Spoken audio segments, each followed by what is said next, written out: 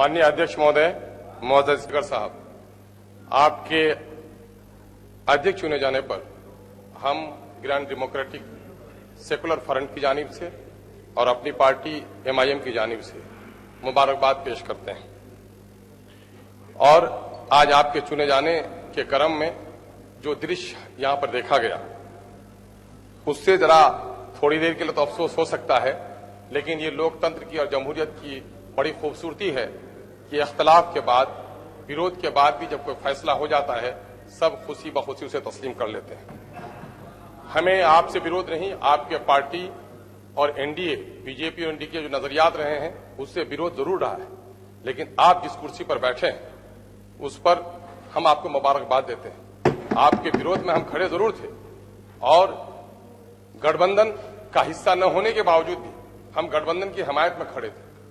लेकिन अब जब आप कुर्सी पर बैठे हैं तो हम समझते हैं कि प्रेमचंद, महान कहानीकार प्रेमचंद का अफसाना बेशतर लोगों ने पढ़ा होगा और आपने जरूर पढ़ा होगा कि पंच की कुर्सी पर बैठने के बाद आदमी पक्ष और विपक्ष नहीं देखता। आप सदन के संरक्षक हैं, हम सबों के गार्जियन हैं, कस्टोडियन ऑफ द हाउस हैं। हम ही नहीं, पूरा सदन आपसे ये उम्मीद रखता है कि दो तीन बातें कही जाती हैं, पक्षधर, निष्पक्ष और सत्य के पक्षधर। लोग निष्पक्ष लोगों को अच्छा समझते हैं और आपको भी कुछ लोग निष्पक्ष कहना चाहते हैं,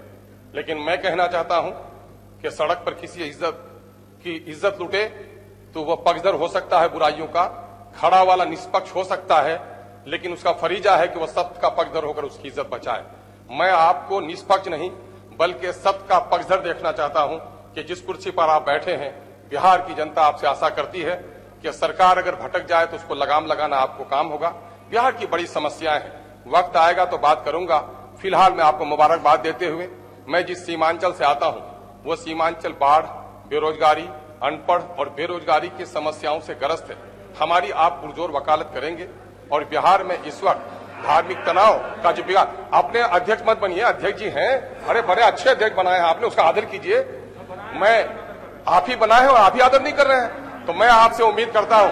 कि बिहार की नई नस्ल की शिक्षा देने वाले नियोजित शिक्षकों का, पलायन वाले मजदूरों का, बच्चों की पढ़ाई जो कोरोना से रुकी हुई है उसका, और बिहार में सामाजिक सौहार्द बनाए रखने का, और हमारी गुलनाज की जो इज्जत टूटी है उसको इंसाफ दिलाने के लिए सरकार को जरूर मजबूर करेंगे। हम यही आपसे उम्मीद भी रखते हैं और यही आशा भी रखते हैं, ताकि आपके सदन में जो समय गुजारे जाए आने वाली पीढ़ी उस पर नाज करे।